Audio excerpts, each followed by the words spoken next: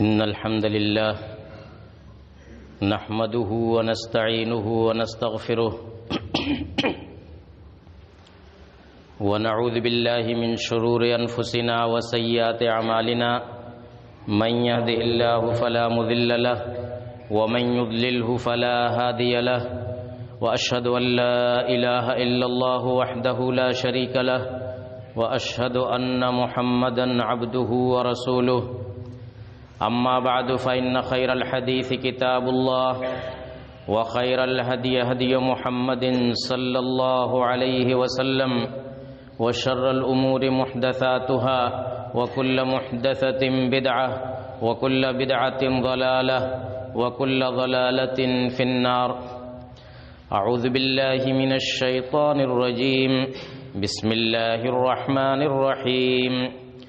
قاف والقرآن المجيد بل عجبوا أن جاءهم منذر منهم فقال الكافرون هذا شيء عجيب أإذا متنا وكنا ترابا ذلك رجع بعيد قد علمنا ما تنقص الأرض منهم وعندنا كتاب حفيظ بل كذبوا بالحق لما جاءهم فهم في أمر مريج أفلم ينظروا إلى السماء فوقهم كيف بنيناها وزيناها وما لها من فروج والأرض مددناها وألقينا فيها رواسي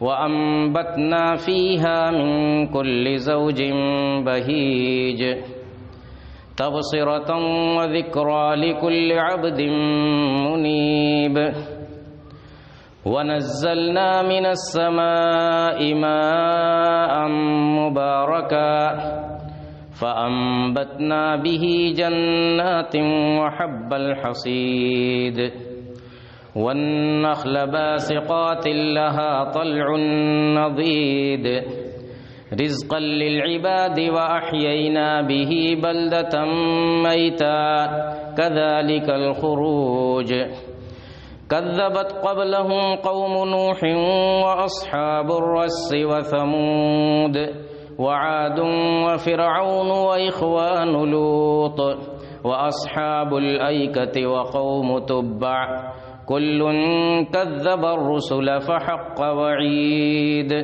أفعينا بالخلق الأول بل هم في لبس من خلق جديد. حاضرین جمعہ، اللہ رب العالمین کا شکر ہے، اس کا احسان ہے کہ آپ ایک درسگاہ کے اندر ایک نیک مقصد سے جمع ہیں. علم دین کا حصول اصل مقصد ہے، اور یہ علم ایسی کوئی معمولی چیز نہیں ہے کہ جسے جیسے تیسے حاصل کر لیا جائے. علم بہت بڑی چیز ہے. یہ علم ایک طرف اللہ کا انعام، اللہ کا عطیہ ہے، تو دوسری طرف اس کو حاصل کرنے کے لیے بہت ہی زیادہ محنت، بہت ہی زیادہ جد و جہد کی ضرورت ہوتی ہے. اس کے بغیر یہ علم قریب نہیں آتا. عزائم بلند رکھنے ہوتے ہیں، حوصلہ بہت اونچا ہونا چاہیے، تب جا کر کے اس علم کا کچھ حصہ ہمیں ملتا ہے. طلب علم کے اندر بلند ہمتی یہ ایک ایسی چیز ہے جو ایک طالب علم کو اس کی منزل مقصود سے قریب کرتی ہے، ایک طالب علم کو اس کا راستہ آسان کرتی ہے۔ کوئی بھی کام، کوئی بھی اہم کام، اس کے اندر عزائم کی بلندی ضروری ہے، حوصلوں کی بلندی ضروری ہے۔ آپ انبیاء کرام کو دیکھیں، کتنے بلند ہمت لوگ ہوتے تھے۔ نوح علیہ السلام اپنی قوم کے اندر 950 برس تک دعوت کا کام کیا، مایوس نہیں ہوئے، عزائم بلند رہے، کبھی گھبرائے نہیں، کبھی یأس و قنوط کا شکار نہیں ہوئے، لگے رہے۔ ابراہیم علیہ السلام کی تاریخ پڑھیے، کیسا ماحول تھا، کتنے حوصلہ شکن حالات تھے، لیکن ڈٹے رہے، لگے رہے۔ ہمارے پیارے نبی جناب محمد الرسول اللہ صلی اللہ علیہ وسلم کی تاریخ اور ان کی سیرت آپ کے سامنے ہے۔ اللہ کے نبی صلی اللہ علیہ وسلم کو ان کے رب کی طرف سے بھی اسی بات کی تاکید ہوتی تھی، ان کو حکم ہوتا ہے فاصبر کما صبر اولو العزم من الرسل، اے نبی آپ بھی ویسے ہی صبر سے کام کیجئے، ویسے ہی صبر سے کام لیجئے جس طریقے سے اولو العزم انبیاء نے لیا تھا۔ اولو العزم انبیاء کی طرف دیکھنے کا حکم ہوتا ہے۔ بڑے عزائم والے انبیاء، آپ جانتے ہیں کہ اولو العزم انبیاء کون ہیں، تو اللہ تعالیٰ نے کہا کہ فاصبر کما صبر اولو العزم، اس طرح کے بلند ہمت لوگوں کو دیکھیے، ان کا صبر کیسا تھا، وہی صبر آپ بھی اختیار کیجیے۔ اللہ کے نبی صلی اللہ علیہ وسلم اپنے صحابہ کو اور اپنی امت کو بھی اسی کی تلقین کرتے تھے، کہتے تھے اذا سألتم اللہ فاسألوه الفردوس فإنه أعلى الجنة وأوسط الجنة یا فإنه أوسط الجنة وأعلى الجنة، کہ جب تم اللہ سے سوال کرو، اللہ سے مانگو، تو کیا مانگو؟ فردوس مانگو، وہ فردوس جو اعلی الجنہ ہے، اوسط الجنہ ہے، اس کا سوال کرو۔ جب فردوس مل جائے، جنت کا سب سے اعلیٰ درجہ مل جائے، تو پھر اس کے بعد کیا باقی رہے گا؟ عزائم کو بلند رکھنے کی تعلیم دیتے تھے۔ ہم طلب علم میں اس چیز کو ضرور ملحوظ رکھیں۔ صحابہ کرام کے اوپر ان تعلیمات کا کیا اثر ہوتا تھا، ایک مثال سے سمجھیے۔ ربیعہ بن کعب اسلمی رضی اللہ تعالی عنہ سے ایک مرتبہ اللہ کے نبی جناب محمد الرسول اللہ صلی اللہ علیہ وسلم نے کہا کہ سل، کہا کہ کچھ طلب کرو، مجھ سے کچھ طلب کرو۔ ہم اور آپ ہوتے تو کوئی وقتی ضرورت کی چیز، کوئی دنیاوی فائدہ کے بارے میں سوچتے، لیکن قربان جائیے صحابی رسول پر، انہوں نے کیا طلب کیا؟ کہا کہ اسألک مرافقتک فی الجنہ، اسألک مرافقتک فی الجنہ، اے نبی میں جنت میں آپ کی رفاقت کا طلبگار ہوں، جنت میں آپ کی رفاقت چاہتا۔ کتنا بلند حوصلہ تھا، جنت میں آپ کی رفاقت۔ اب اس کے اندر کتنی چیزیں شامل ہو گئیں، ظاہر بات ہے کہ گناہوں کی مغفرت بھی اس میں شامل ہے، جنت کا داخلہ اس میں شامل ہے، اور پھر جنت میں سب سے اعلیٰ درجہ اس میں آ گیا۔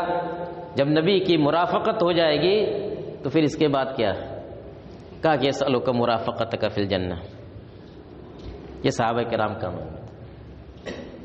حضرت جابر بن عبداللہ رضی اللہ تعالیٰ عنہ کے بارے میں جانتے ہیں، آپ نے بار بار پڑھا ہوگا، سنا ہوگا کہ ایک حدیث کے لیے وہ مدینے سے شام کا سفر کر جاتے ہیں، ایک حدیث کے لیے 1200-1300 کلومیٹر کا سفر کرتے ہیں. کس لیے؟ ایک حدیث کے بارے میں ان کو پتہ چلا کہ شام میں فلاں شخص کے پاس، فلاں صحابی کے پاس یہ حدیث ہے، انہوں نے اللہ کے رسول سے یہ حدیث سنی تھی. چلے جاتے ہیں اور وہاں جا کر کے ہاتھ منہ دھونے، فریش ہونے کے لیے نہیں، سیدھے اس صحابی کے دروازے پر جاتے ہیں، دروازہ کھٹکھٹاتے ہیں اور پہنچتے ہی یہی مدعا رکھتے ہیں کہ میں آپ کے پاس ایک حدیث کے لیے آیا ہوں جو آپ نے اللہ کے رسول صلی اللہ علیہ وسلم سے سنی. ایک حدیث کے لیے. حضرت عمر بن خطاب رضی اللہ تعالیٰ عنہ مدینے سے کچھ فاصلے پر ان کا مکان تھا. روزانہ آ کر کے دن بھر مسجد نبوی میں رہنا اور اللہ کے رسول صلی اللہ علیہ وسلم کی مجلسوں میں بیٹھنا، ان کے بیانات اور ان کی واعظ و نصیحت سے مستفید ہونا آسان نہیں تھا، لیکن علم کی کوئی چیز فوت نہیں ہونے دینا چاہتے تھے. وہ اور ان کے ایک انصاری دوست، ان کے انصاری پڑوسی، وہ بھی وہیں رہتے تھے. انہوں نے اس کے ساتھ طے کر لیا کہ ایک دن میں جاؤں گا مدینے مسجد نبوی میں، اللہ کے رسول صلی اللہ علیہ وسلم کے پاس دن بھر رہوں گا، جو کچھ وہ سکھائیں گے، جو کچھ بیان کریں گے، میں آؤں گا تو آپ کو بیان کر کے بتلاؤں گا، آپ جائیں گے، آپ آئیں گے تو مجھ کو بتلائیں گے، تاکہ علم کی کوئی چیز چھوٹ نہ جائے. ہمارے طلبہ کتنی آسانی سے کلاس چھوڑ دیتے ہیں اور اس کے لیے دنیا بھر کے بہانے بنا لیتے ہیں. ان کو یہ فکر نہیں ہوتی کہ ہاں علم چھوٹ رہا ہے ہم سے. دیکھیے صحابہ کا کیا معاملہ تھا. عبداللہ بن عباس رضی اللہ تعالیٰ عنہ کا نام سنا ہوگا.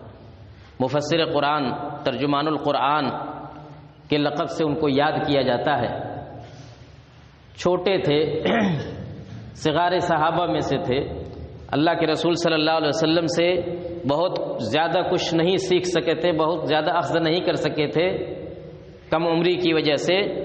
تو انہوں نے اپنی اس کمی کی بھرپائی کیسے کی یا کیسے کرتے تھے، غور کیجئے. گھر سے نکل جاتے تھے،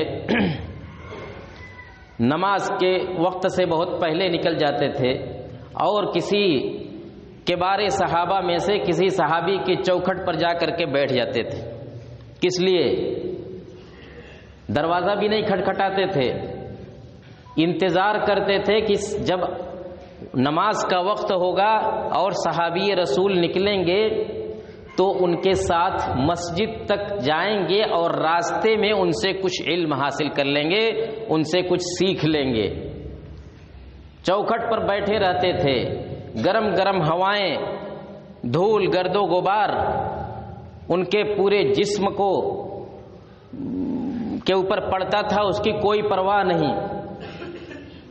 علم کی تڑپ، عزائم کی بلندی کہ صحابی نکلیں گے، صرف گھر سے مسجد تک جانے میں کوئی بہت زیادہ فاصلہ نہیں، لیکن اتنی دیر میں بھی ہم ان سے کچھ سیکھ لیں گے، کچھ علم حاصل کر لیں گے.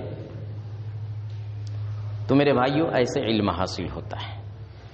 علی قدر اہل العزم تأتی العزائم، علی قدر اہل العزم تأتی العزائم وتأتی علی قدر الکرام المکارم وتعظم فی عین الصغیر صغارها وتعظم فی عین الصغیر صغارها وتصغر فی عین العظیم العزائم. غور کیجئے گا. وتاتی وتصغر فی وتعظم فی عین الصغیر صغارها، جو چھوٹے دل کا انسان ہوتا ہے، پست ہمت انسان ہوتا ہے، تو چھوٹی چھوٹی چیزوں کو بھی وہ بہت بڑا سمجھتا ہے. چھوٹی چھوٹی چیز کہے گا کہ یہ میرے بس کی بات نہیں، فلاں چیز کا مسابقہ ہے، میں اس میں نہیں حصہ لے پاؤں گا، فلاں کام کرنا ہے اس کو، یہ تو میرے بس کا نہیں لگتا ہے. چھوٹی چھوٹی چیز کو بھی کون بڑا بھاری سمجھتا ہے؟ جو پست ہمت ہوتا ہے وَتَعْظُمُ فِي عَيْنِ الصَّغِيرِ صِغَارًا، اس کے برعکس معاملہ کیا ہے؟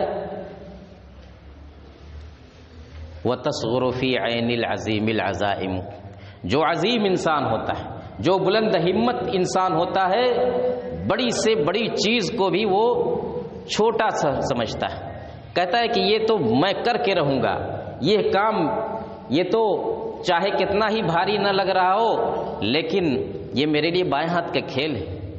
بلند حوصلہ رکھتا ہے، وہ کانپتا نہیں، ڈرتا نہیں، تب جا کر کے انسان کو علم نبوت ملتا ہے۔ میرے بھائیوں، ابن حجر رحمۃ اللہ علیہ فرماتے ہیں کہ میں نے 10 دن میں اپنے استاد سے بخاری پڑھ لی۔ بخاری کتنے دن میں؟ 10 دن میں پڑھی۔ مسلم 3 دن میں پڑھی۔ ابن ماجہ 1 نشست میں پڑھی۔ یہ کوئی بلند ہمت ہی تو کر سکتا ہے۔ تفسیر جلالین آپ پڑھتے ہیں، اس کا نصف اول جو جلال الدین محلی کا لکھا ہوا ہے، کتنے دن میں انہوں نے لکھا تھا؟ خود لکھتے ہیں کہ الفتہ فی قدر میعاد الکلیم، 40 دن میں نے یہ 15 پارے کی تفسیر لکھی ہے۔ اس 15 پارے کو پڑھنے کے لیے ہمارے پاس 40 ہفتہ بھی ہو تو ناکافی ہوتا ہے۔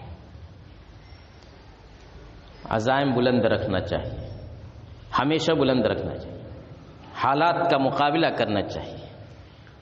اس ماں کو دیکھیے جو ماں اپنے بچے کے بارے میں بھی حوصلہ بلند رکھتی ہے۔ معاویہ ابن ابی سفیان رضی اللہ تعالیٰ عنہ کی بات ہے، بچے تھے ابھی، ان کی ماں ان کو لے کر کے بیٹھی ہوئی تھیں، کسی نے دیکھا بچے کو، معاویہ کو، تو بھانپ گیا کہ یہ بچہ جو ہے اس کے اندر تو مستقبل میں بہت اوپر جانے کی صلاحیت نظر آ رہی ہے۔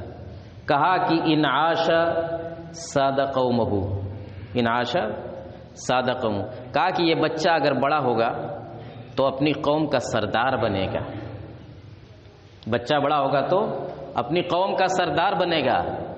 ان کی ماں کہتی ہیں ثقلتہ ان لم یسد الا قومہ، ثقلتہ ان لم یسد الا قومہ، میں اس کو گم کر دوں اگر صرف یہ اپنی قوم کا سردار بنا تھا۔ ان کو یہ منظور نہیں تھا کہ وہ صرف اپنے قوم اور اپنے قبیلے ہی کا سردار بنے، بلکہ ایک بڑی جماعت کا سردار بنے۔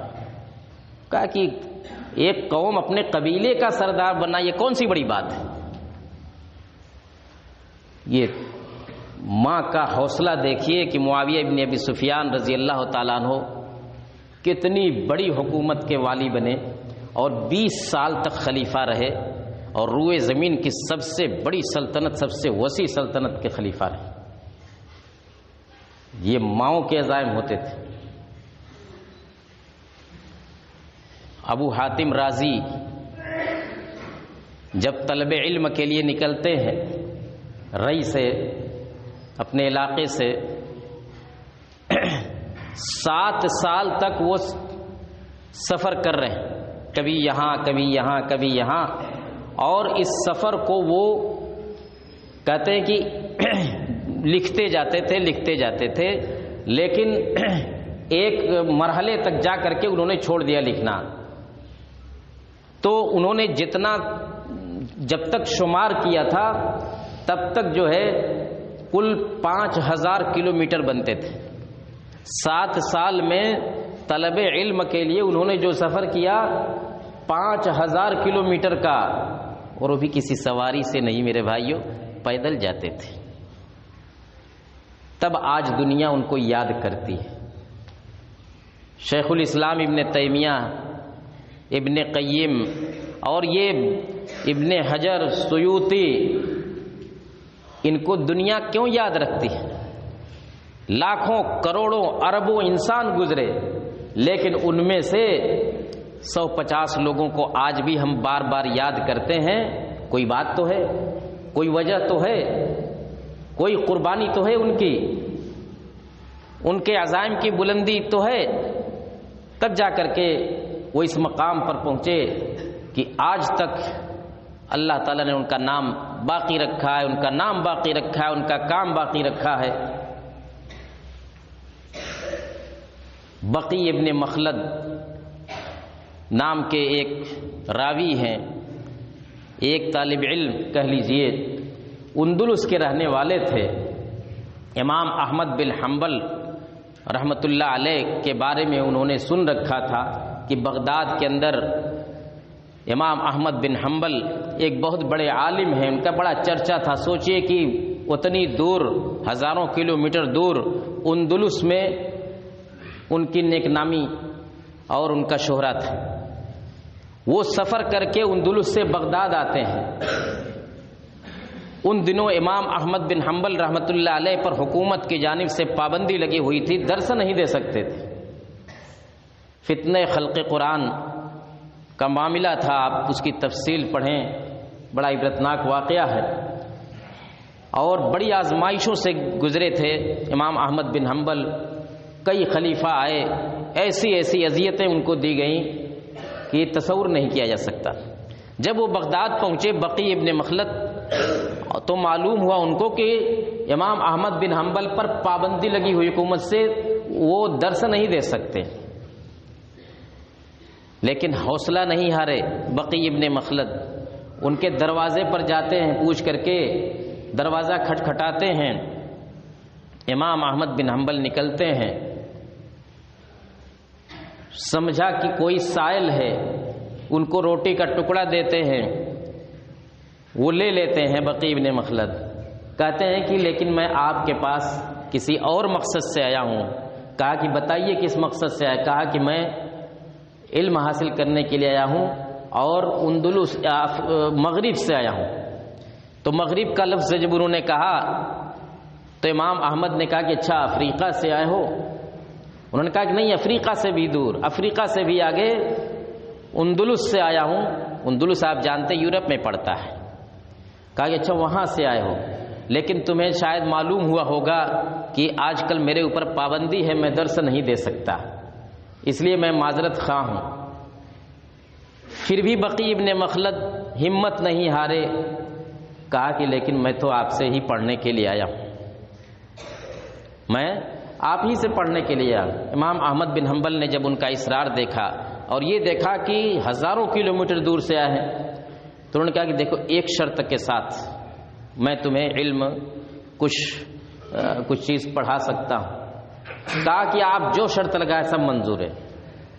کہا کہ بغداد میں کسی درس میں تم کو نہیں بیٹھنا ہے، میرے علاوہ کسی کے درس میں نہیں بیٹھنا ہے۔ دوسری بات یہ ہے کہ تم آؤ گے روزانہ اور دروازہ کھٹکھٹا، سائل کے بھیس میں آنا ہے، مانگنے والے کے فقیر بن کر کے آؤ گے اور دروازہ کھٹکھٹاؤ گے اور کچھ مانگو گے، میں آؤں گا دروازے کے پاس، تم کو کچھ دوں گا، روٹی کا ٹکڑا وغیرہ، اور اسی میں ایک دو حدیث بھی تم کو دے دوں گا، ایک دو حدیث بھی سنا دوں گا۔ کہا کہ منظور ہے۔ یہ جو شرط لگائی تھی کہ بغداد میں کسی اور مجلس میں نہ بیٹھنا، یہ اس لیے نہیں کہ ہاں یہ ان کو کسی سے حسد تھا کوئی، بلکہ اس لیے لگایا تھا کہ تاکہ حکومت کی نظر تھی، ان کے اوپر جاسوس لگے ہوئے تھے، وہ دیکھتے کہ یہ طالب علم ہے، فلاں مجلس میں جاتا ہے، فلاں مجلس میں جاتا ہے علم حاصل کرنے کے لیے، اور امام احمد بن حنبل کے پاس بھی جاتا ہے۔ اس کا مطلب یہ ہوا کہ امام احمد بن حنبل نے اپنے گھر میں درس شروع کر دیا، امام احمد بن حنبل نے اپنے گھر میں درس شروع کر دیا۔ اس سے بچنے کے لیے انہوں نے کہا کہ کسی مجلس میں نہ جانا، بغداد میں تم کو جانا جائے تو صرف ایک سائل کی حیثیت سے جانا جائے، کسی اور حیثیت سے نہیں۔ یہ شرط منظور کر لی، اور سالہ سال تک ایسے ہی امام احمد بن حنبل کے اوپر یہ پابندی رہی، اور یہ بقی ابن مخلد ان کے پاس جاتے تھے، اور اس طرح سے علم کا ایک بڑا حصہ، حدیثوں کا ایک بڑا حصہ ان سے حاصل کر لیا۔ امام احمد بن حنبل کے اوپر سے جب پابندی ہٹتی ہے تو اب درس مسجد میں شروع کرتے ہیں تو بقی ابن مخلد کو بالکل اپنے پاس بیٹھاتے تھے، کہتے تھے کہ ہذا ہوا طالب، ہذا ہوا طالب العلم، طالب علم اگر کوئی ہے تو یہی ہے۔ تو عزیزو، بچوں، طالبان علوم نبوت، عزائم کو ہمیشہ بلند رکھیے، حوصلے اونچے رکھیے، اور کبھی احساس کمتری میں مبتلا نہ ہوئے، کبھی احساس کمتری میں مبتلا نہ ہو۔ یہ علم آپ کے قریب آئے گا، یہ علم، اس علم کی راہ آپ کے لیے آسان ہوگی، اور اگر پست ہمتی کا شکار ہو گئے، دل چھوٹا ہو گیا، تو پھر یہ جان لیجئے کہ اس میدان میں کامیاب نہیں ہو سکتے۔ اللہ تعالی ہمیں علم کو کما حقہ سمجھنے اور اس کے تقاضوں کو پورا کرنے کی توفیق عطا فرمائے۔ وآخر دعوانا ان الحمدللہ رب العالمین۔